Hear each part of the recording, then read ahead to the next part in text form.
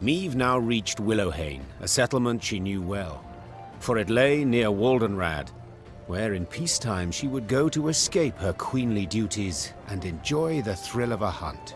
Pheasant, grouse, and partridge in abundance. You will see, said Meve in muted excitement, pivoting in her saddle to face Gascon. Alas, it appeared the war had ravaged even these woods. Where life had stirred and grown tall before, only resinous trunks remained. And the village itself had lost its quaint allure, surrounded now by a double stockade, a golden sun fluttering above it. Bastards couldn't even let the damn trees be. Gascon seethed. A dismal scene. Her once cherished wood, and it weighed heavily on the Queen's spirits. Waldenrad had been a place removed, where she could rest and forget the weight of her crown. Reynard's voice roused Meve from her sad reverie. A Nilfgaardian garrison holds the village, he said. We ought to drive them out, avoid any surprise later from the rear. give the order to attack, but none is to play the hero. We shall breach or topple the stockade together. Senseless to perish so close to home. Reynard nodded. Moments later, the Lyrians rushed forth and attacked.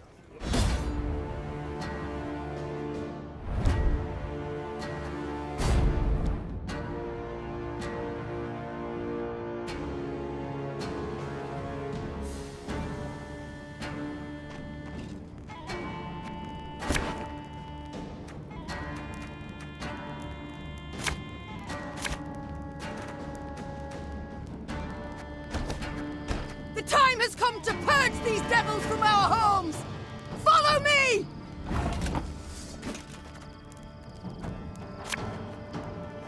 We got a job to do.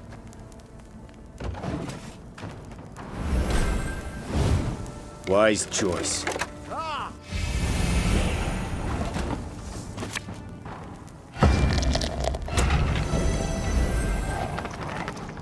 Catch!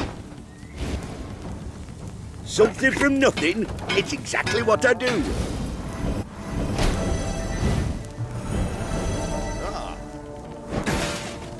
There, gloire!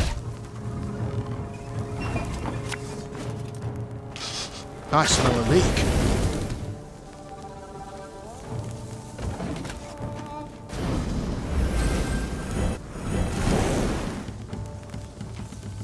Order!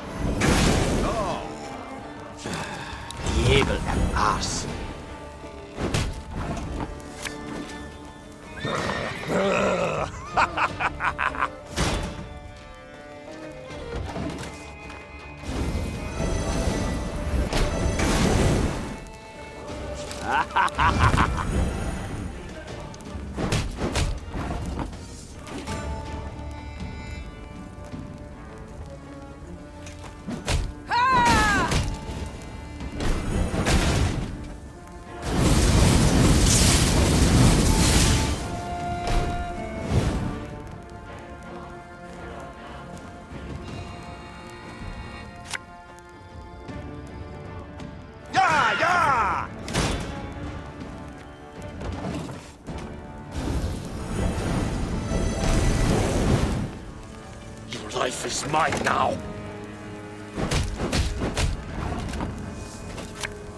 Ever have a storm knock out one of your teeth?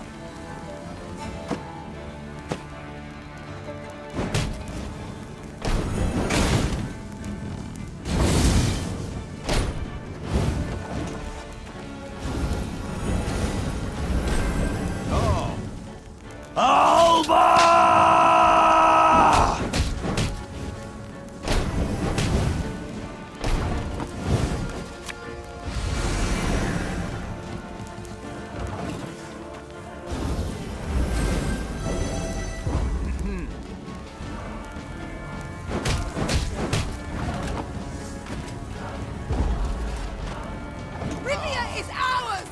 Ours!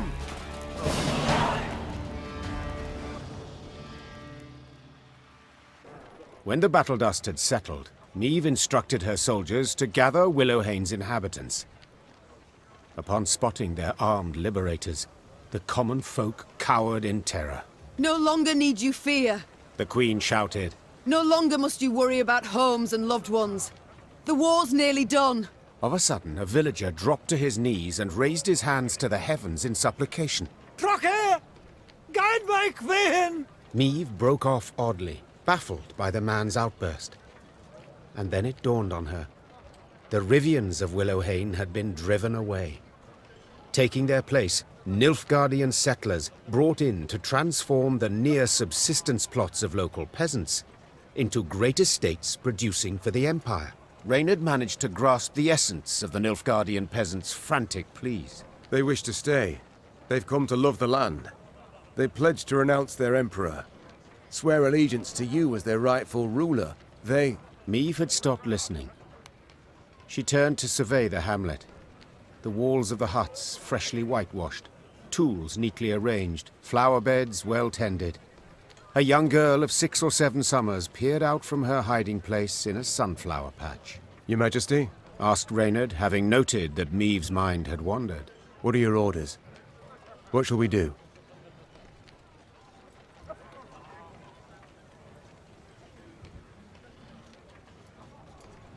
They can stay on 2 conditions. Tell them. For 15 years, they'll pay double the tax. And if any of the previous inhabitants return, they're to be given their huts, lands, and any crops produced in their absence without delay. The Nilfgaardian settlers accepted the terms with relief. Niamh's soldiers with markedly less enthusiasm. As the force left Willowhane, the troops made a show of knocking aside any food or drink the peasants offered.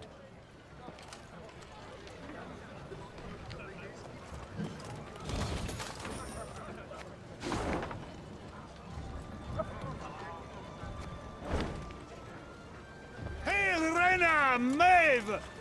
Here, Iguat!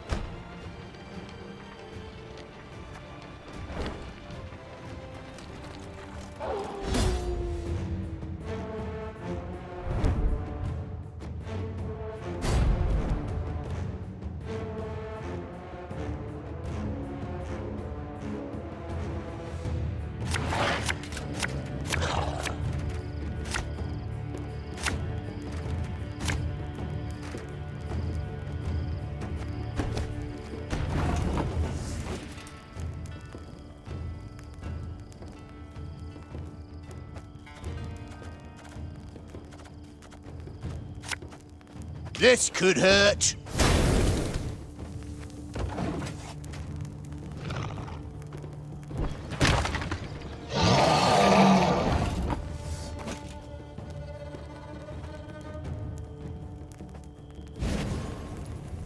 bigger they are, easier they are to target.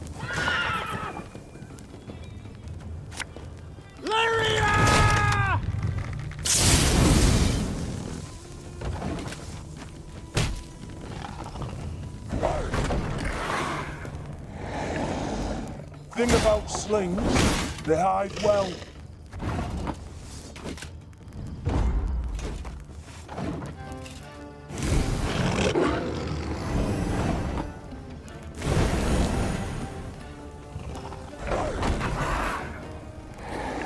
No time for that!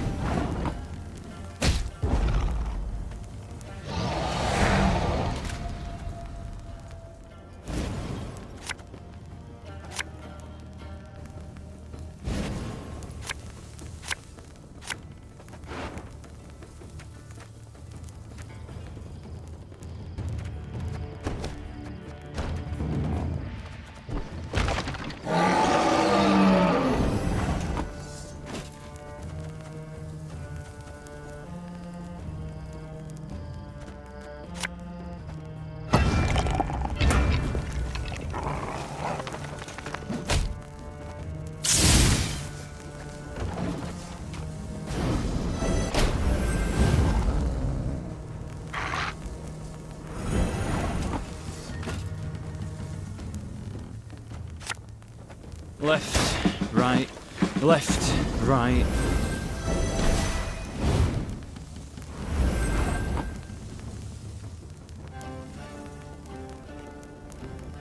As you wish, my lady.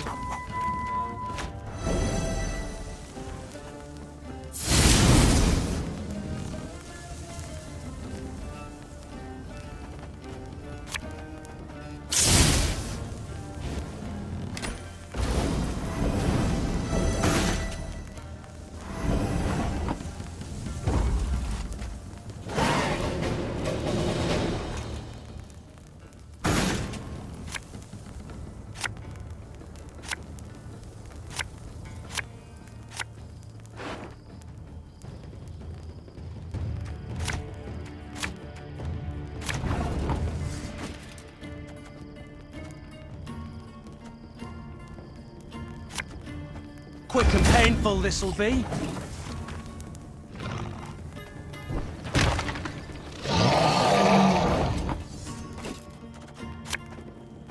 Death is only the beginning!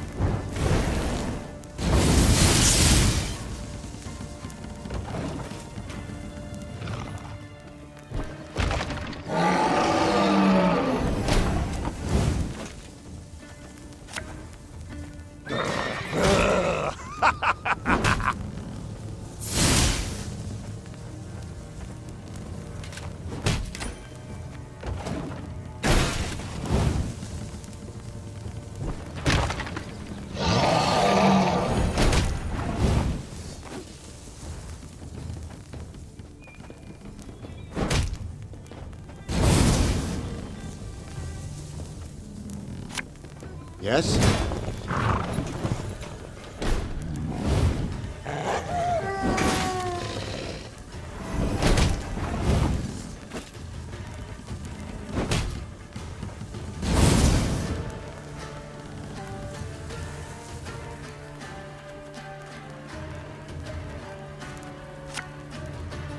Ever have a storm knock out one of your teeth?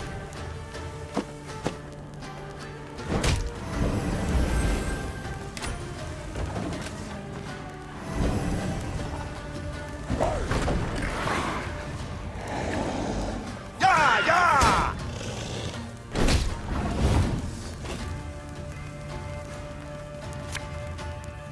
I've hit the white of an eye from half a league away.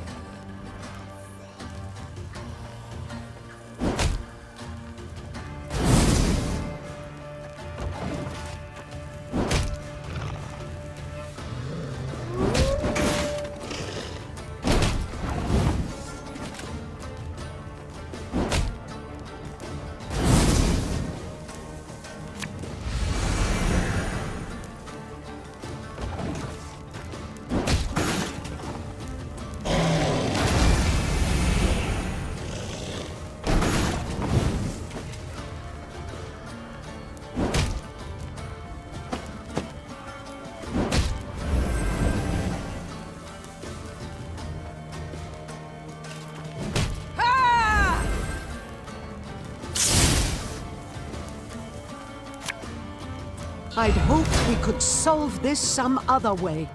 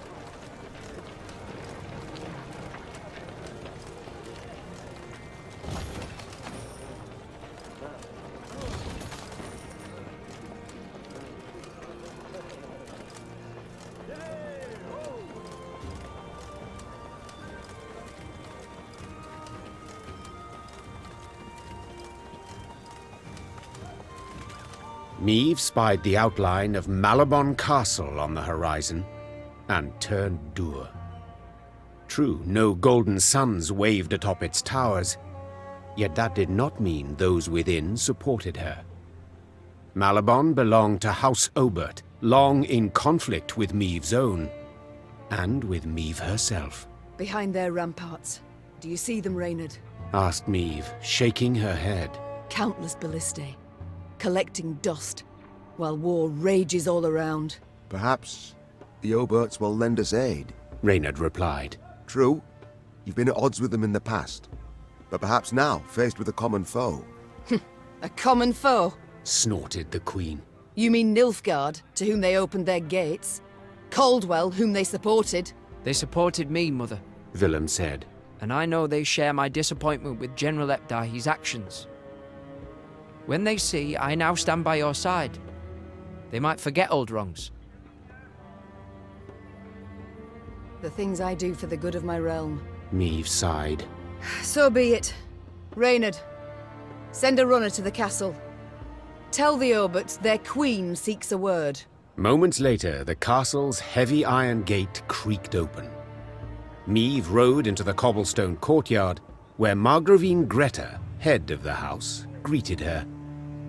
Although, greeted is perhaps not the right word, for Lady Greta granted her only a barely perceptible nod. What can I help you with, Meve?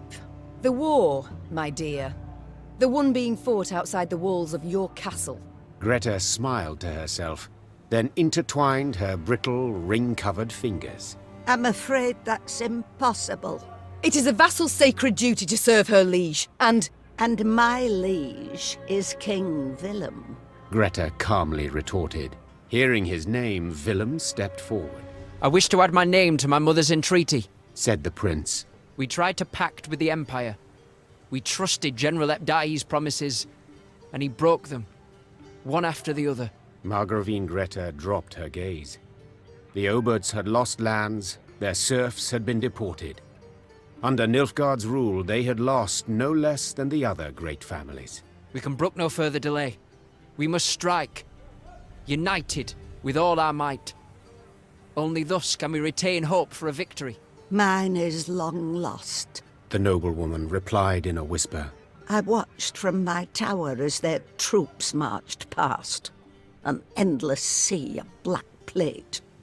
But you are right, Your Majesty. At some point, one must say enough. Even if that is one's last word. Willem grasped the Margravine's brittle hand and bowed. Thank you. On behalf of myself, my mother, and all our land.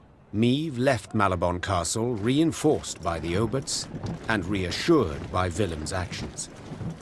If earlier she had harbored doubts about forgiving her son his betrayal, Now she was convinced she had done the right thing. We march with you, Linian beside Rivian, together at the Blackclads. Prince Willem speaks true. No more bending. An end to concessions.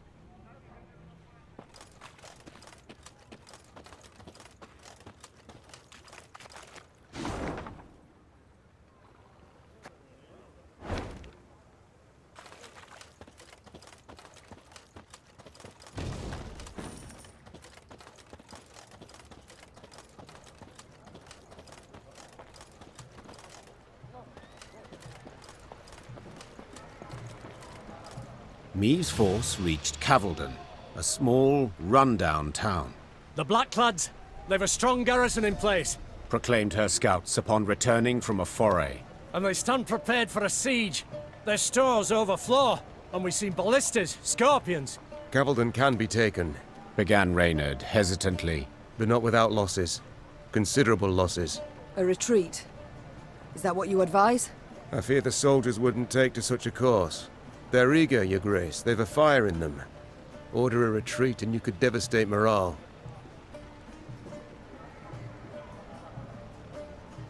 Our losses may be heavy, Said Meave, drawing her sword. but I'll make certain the vile invader suffers even more.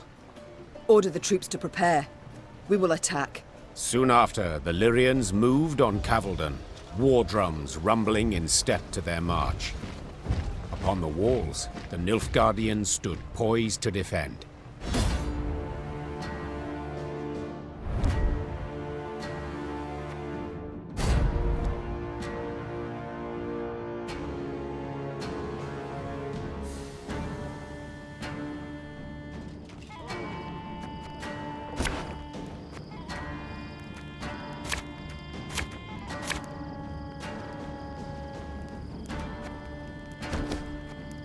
I won't leave a single city to these invader scum! For Lyria! For Rivia!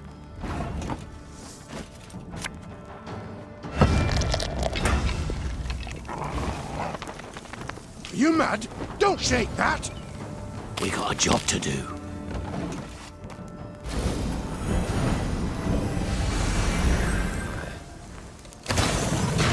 My, now that is some fancy weaponry. Bet it's still got that new war machine smell. We must bring down their walls! Crush them!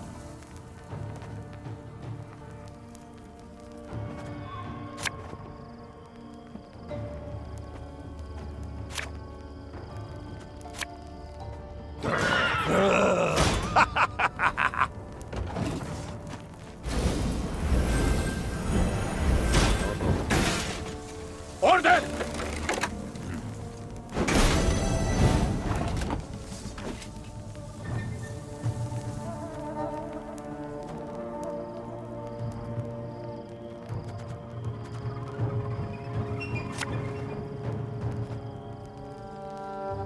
Shh! Cork it!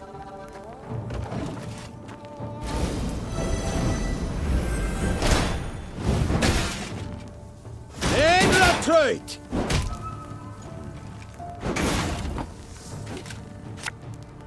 Yeah!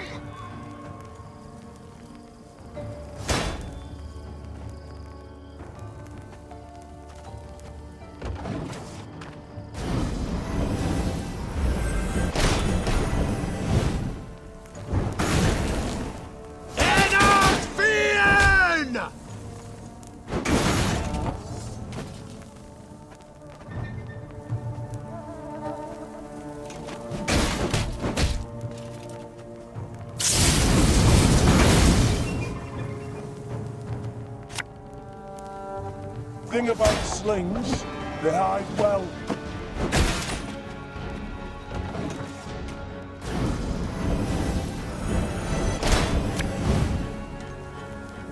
Your life is mine now. Hey?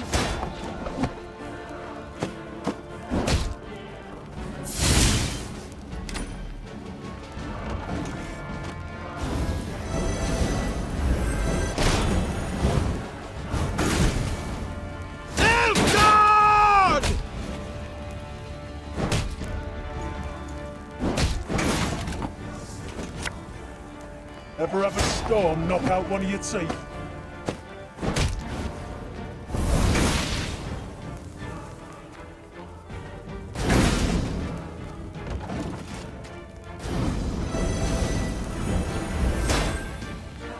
Wise choice.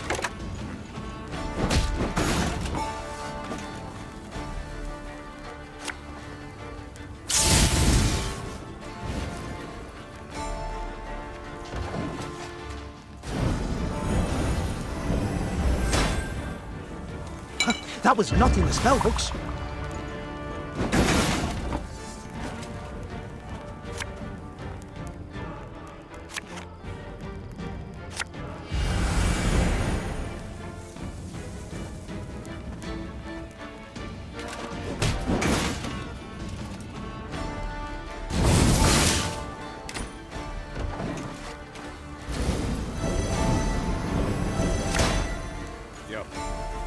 Elherzer!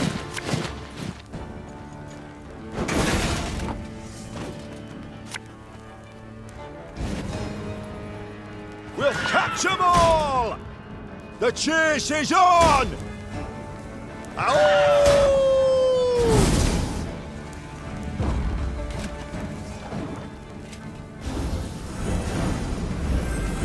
Yes.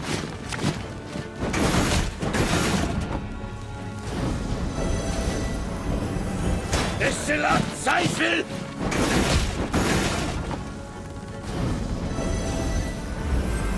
Elherzer!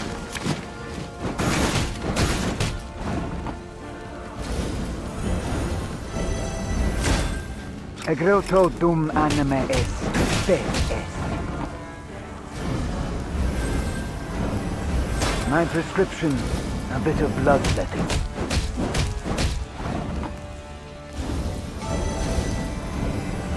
Yes.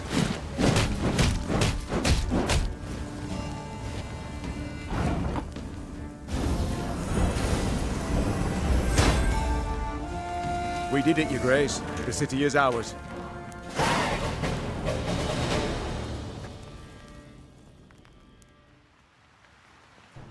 The Nilfgaardians had indeed prepared well, with grapples to repel hook ladders from the walls and long spears to rain down upon attackers far below. Niamh managed on the fourth attempt to breach the defenses, but did so scrambling over the corpses of her own men. The Queen was in the field tent when Reynard arrived with surprising news. To be heard over the groans of the wounded, he had to raise his voice. Your Grace, a delegation of townsfolk. They seek an audience urgently. Dozens of burghers stood before the tent. Between them and the Queen, a man knelt in shackles. His face was blooded as if he'd endured a vicious beating just moments before. Who's this? Our blacksmith, Todor. Snarled a priestess in a frayed robe. He betrayed you, Your Grace. Soon after the Nilfgaardians arrived, within hours in truth, he offered his labor and strength. They didn't even need to ask. Forged arms and armor for them, all for imperial gold. Niamh gripped the beaten man's beard, tugged upwards, and looked him in the eyes. Did you forge the hooks and the tips for those spears? I did, Your Grace. It was fine work. Growled the Queen. Damned fine. Show him mercy, milady! Cried a withered old man in a flour-spattered apron. When the black-clad bastards captured my son, they were eager to hang him. Todor spoke for him, saved his life. He helped me too. Hollered a woman in the crowd. I were hungry. He shared what little he had. The townsfolk began shouting over one another. Some told of the blacksmith's noble deeds. Others labelled him a traitor deserving of a cruel and violent end. Niamh turned back towards the field hospital, pondering the case. Then spotted her soldiers' corpses laid out in rows. Had it not been for Todor, there might not have been so many. Mother! Willem's voice pierced the air replete with tension. My offences were far graver, yet you showed me compassion.